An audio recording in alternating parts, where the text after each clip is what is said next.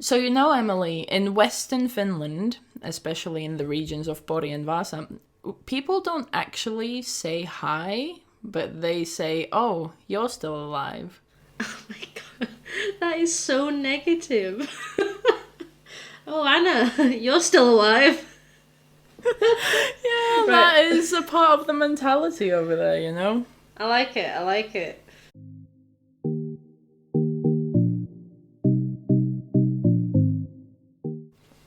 Oh, hey, Annie, so you're still alive then? Oh, Emily, look at you. You're still kicking. And it looks like everybody at home listening right now is also still alive. Welcome to the Grammar Police. I must say, I am enjoying our new introduction, Anna. Thank you for the historical and linguistic bit of advice for us. Yeah, adding a bit of Finnish culture into the I like into it. the I like it. podcast. It's good to remind yourself that you're still alive every now and then. But but yeah, so today we actually have something quite particular that I would like to do. I'm going to put some words on the screen right now. If you're watching on YouTube, then you will be able to see some words on the screen. If you're watching from Spotify, we recommend continuing listening. But if you would like to see what we're working with today, you can go on the website and everything will be uploaded there. So, Anna, we have 4 words, and I would like you to read these words for me. That's all. No trick. Just read these words, okay? Okay, so we have bottle, butter, water, and complicated. Oh, so British. So wonderful. I liked it. That was really nice. Were you thinking about pronouncing them any different way? Honestly, no. It's a bit weird to just read words. But what's the catch? Why did you make me read 4 words? Sorry, I do realise that is kind of weird. And maybe I probably should have told you about this in advance. But Yeah. all for good reason, okay? All for good reason. Because the way that you pronounce these words was very beautiful with respect to the Queen, what we call the Queen's English here in the UK. We have many types of English pronunciation, as you probably know from school, right? We have British pronunciation of words, which is called, well, British people call it the Queen's English, as I said, but the official term is RP English, reserved pronunciation, which means that you have to pronounce all of your T's, which you did quite perfectly. Bottle, butter, water, and complicated, as you said. That was very nice. Can you think of any other possible pronunciations for these words? Well, the second one that comes to mind is obviously the American English pronunciation. So you would say bottle and butter and water. Water? Do you say water? Absolutely. And complicated? That was really beautiful. Oh, that's so nice. Yeah. Because I didn't want to do it. Because it's not going to be as good if I do it. I think that this is quite common. No, like British people can replicate, or European people can replicate American accents easier than Americans can replicate British accents because of Hollywood, movies, TV, all of these reasons. Yeah, pop culture in general, I think. It tends to be quite American. Absolutely. So what's the difference then between bottle and bottle, or butter and butter? Yeah, so obviously in the British accent you hear the T sound is very clear, whereas in the American one it's more like a D sound, it's more like a bottle. And O's and U's are more like sounds, so it's more like butter and bottle. Yeah, that's super true. I think a really good example of what you were just saying about the O sound is the word process. British people say process, but Americans say process, which is quite a small difference, but I mean we notice it as English people, that's for sure. But as you said, you are right. There is a difference between the T sound when you are using reserved pronunciation. I will just call it RP for the rest of the class because it's going to get really boring otherwise. Reserved pronunciation. I'll be saying it forever. And the D sound used in American English. You can definitely notice it when you say words like water and water. Another example is the sound. In fact, I don't know if you knew this, Anna, but every word that ends with the letter R, or R if you're American, in British English, we never pronounce a R, a consonant. We always pronounce a vowel. So, for example, the word car. In British, we say car. And we just allow the R sound to continue forever, right? I have a question. Yes. It's about, like, because obviously British English, like, what even is it? Aren't there, like, different types of accents within, is there, like, because I don't know, is something considered, like, a general accent for the entire Britain? Reserved pronunciation, yeah, reserved pronunciation is considered the best pronunciation that there is in British English, because it's what we call the Queen's English. It's basically the idea that everybody is trying to sound like the Queen. I don't know if you've ever heard the Queen speak, but she speaks with a very clipped voice, and she has very perfect pronunciation of every single sound. And she sounds nothing like that example I just gave you. By the way, it's completely not like that at all. If you want an example of the way the Queen speaks, you should definitely watch a video to hear her speaking. But this is why we say the Queen's English. The pronunciation of the T's, the correct pronunciation of the vowels. This all falls under the Queen's English kind No, of because I idea. was thinking that in Scotland they definitely say the R's at the end. Yeah.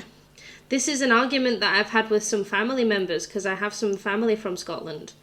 So they always say, but Emily, I don't pronounce it like car. And I go, shut up. Shush. For the sake of argument, we'll talk about the Queen's English and not about Scottish English, because, as you know, Anna, you've lived in Scotland. The Scottish accent is not the easiest in the world. No, definitely not. So yes, we've talked about RP, pronunciation, bottle, butter, water, complicated. And we've talked about American pronunciation, bottle, butter, water, complicated.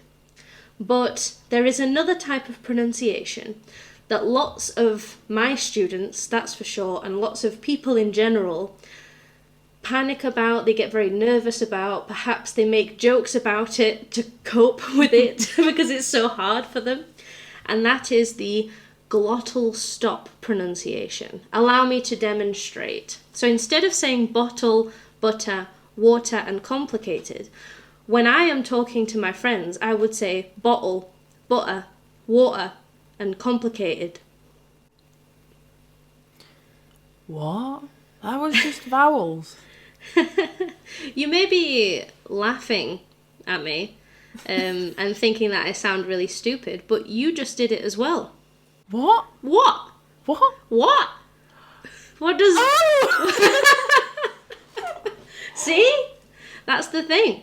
The people realise, or what rather, the opposite. People don't realise that they use the glottal stop in so many different occasions. As an English teacher, you have to kind of stop doing it, don't you? Don't you, Anna? Because if you keep going around going, have a bottle of water, please, you know, you sound a bit... People might be a bit confused. But if you are an English teacher, you notice it more often than not. For example, if I pronounced every single T that I ever spoke, it would be very, very difficult to get through all of my sentences. That I imagine that your voice go one octave higher every time you do that. Because the Queen's voice is very high. Ah. I'm getting closer to the Queen. Yes. That's everybody's goal. It is. But yeah, so so as I said, you use the glottal stop more than you might think. The question is though, when does it appear? When do we hear it? So that's what I wanted to talk about today, because I think this is a question that lots of people have about the glottal stop, perhaps how to use it, where it comes from. If you want to be scientific about it, it's performed in the glottis, which is very, very far back in your throat. Literally, your vocal cords close for a moment and then open again.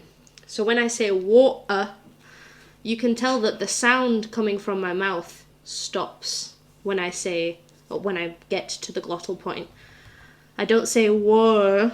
Sometimes my students want to practice, so I say, okay, say water, and they go, war, and I go, right, you just didn't pronounce the T. That's not the same. So you literally have to stop speaking for a very, very short period of time, which is quite complicated, I would say. Have you ever had problems with this, Anna, as a foreigner? Honestly, no. But I think that might be easier for Finnish people, because we also have glottal stops. That's nice, right? Convenient. Unfortunately, the majority of my students come from sort of Southern Europe, and they have not got the same experience at all. These are also phonetic languages, but there's not very many glottals in Spanish, for example. So it's in fact, there's no glottals. That was a lie. There's none at all. There's no glottals. So for that reason, it's really, really hard for them. But, and this is a point that I think is really important, you don't need to use it. It's not important at all. In fact, when I was a child, my parents, sorry mum and dad if you're listening, but this is true, they told me to specifically avoid it. Because when you're a parent, you want your children to speak properly, right? Speak the Queen's English and so on. Stop saying all of these awful northern sounds that you keep making. Of course, that's not exactly the case. It's not because I'm northern, but it's very, very common to hear in the north of England. So perhaps if any of you listening at home happen to go to Manchester, Leeds, even in Birmingham, the majority of people in London make this sound too. You will hear it absolutely everywhere. So, it's very painful. When does it appear? So, for example, it always appears when you have a word ending in T. So, for example, light or flight. You can say light or flight. Nice examples. So, for example, if you have a sentence like, send me the document, you might not even notice that the T at the end of document is not pronounced. It's a glottal stop. Yeah. Glottal stop. Glottal stop. Perfect example, right? Glottal. Yeah. They want you to pronounce it even from the word itself. But yeah, that's a really good example. Smaller words like it, put, but. I've never said but, it, but. It's actually quite hard to do that. And a lot of students, when they're learning English, perhaps they don't realise that they are already making these sounds. So, as Anna has rightfully said, you can use the glottal stop when the t sound is at the end of the word, which is very, very common. I think perhaps the most common use of it. We can also use it in comparatives. So if you have a comparative adjective that normally ends in T, so for example, better, or the word fat becomes fatter, or these kinds of things, then it would be better, fat, right? I feel like it's very hard to practice this sort of thing. So what we're actually going to do for you, once again, I'm very sorry for the Spotify listeners, but like we said, you can definitely go on the website and have a look, or the website, right?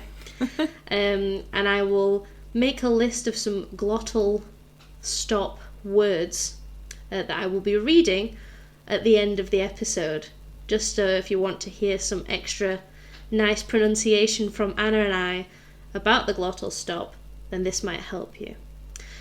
So, words that end in T.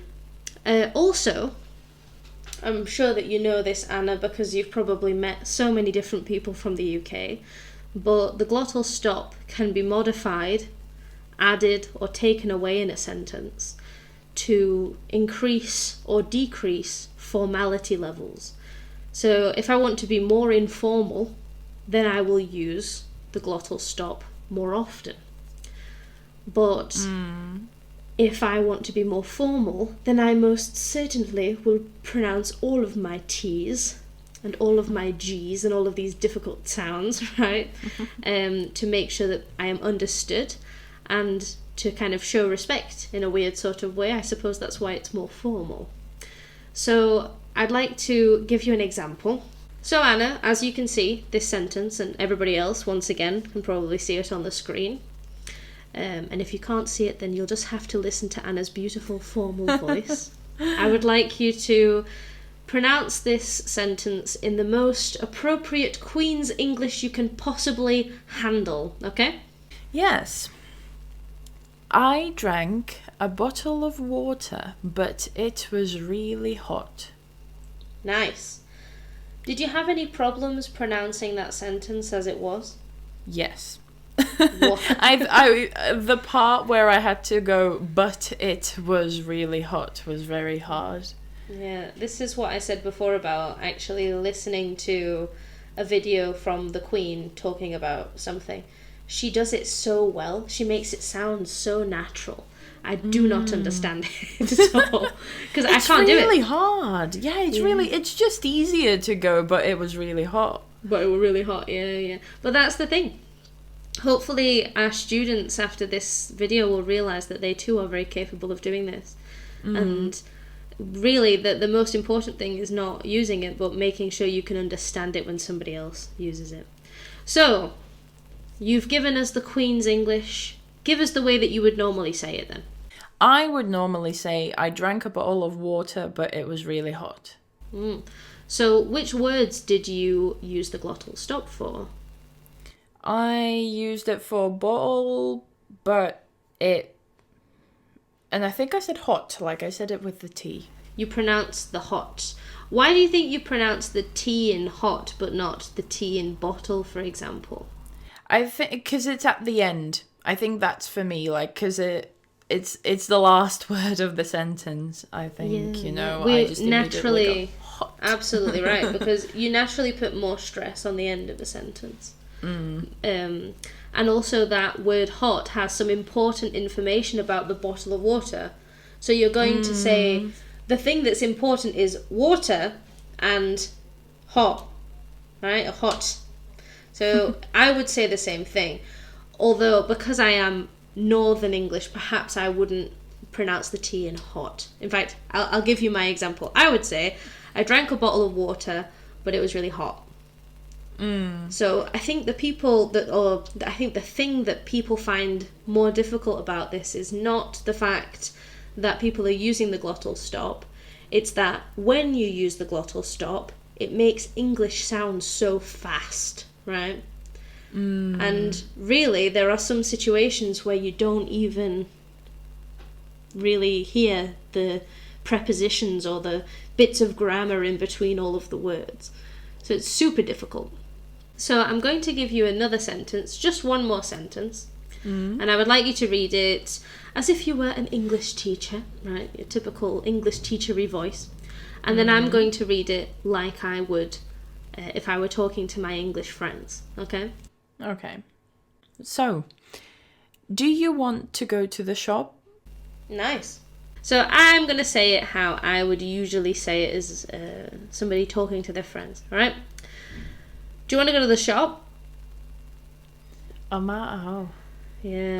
So you can notice the difference, no? Like, the first one was how I would speak to my students, and the second one was like how I would speak to my friends. I wasn't expecting it to be that short. Like the beginning. Yeah. I thought you would be like, do you want to go to the shop? Yeah, but this is something people get so hung up over it, that this phrase is a good phrasal verb.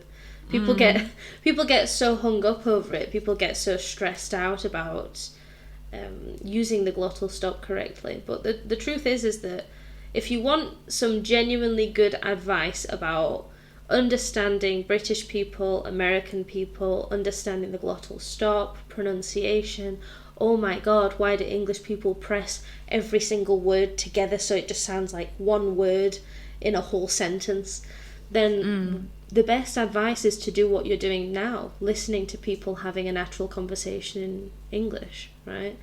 Listen to some music. Music is famous for this kind of thing, especially rap music. I don't understand rap music from like English artists. I have no idea.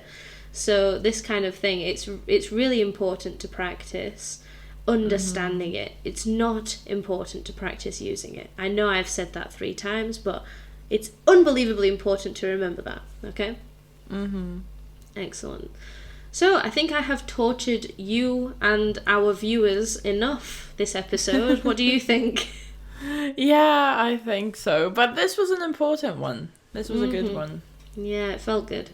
I feel like it's something that all of my students have experienced at some point, panicked about. Initially, before I knew how to explain it, I was like, oh my god, we do that? Oh my god, it's terrible. If you go on TikTok, lots of students I know go on TikTok and look at jokes about how British people say bottle of water and this kind of thing. Of course, it's like an exaggeration, but then I go to certain places in England and I think, oh my goodness, we do. That's what we do. So it's good that people can make jokes about it, that's for certain. But if you have any more questions about this topic, because it is a big one and a difficult one, don't hesitate to leave a comment, send us an email, send us a message on whatever platform. As they already know, we have Instagram and TikTok now. TikTok. Yes, and our Instagram DMs are always open, so if you have any questions, send them. That's another glottal stop. We don't say TikTok, we say TikTok. TikTok, right? But there you go. So you can find it in so many different parts of your life. There's your homework, everyone. Go through your life, listen to songs in English, listen to people talk, and see how many times you can notice the glottal stop. A very, very big task indeed, but we're sure you can do it. Yes. All right. So we'll leave it there. We were glad to see that you were alive, and we hope that you will be alive for the next episode. Yes, looking forward to hearing from all of you. Excellent. See you later, guys. Bye-bye. See you. Bye. Thank you so much for watching. Please leave a comment below if you have any questions related to the topic, and we will try our best to respond to you. Please subscribe to the channel for a new podcast episode every Saturday, as well as essential tips during the week. See you next time!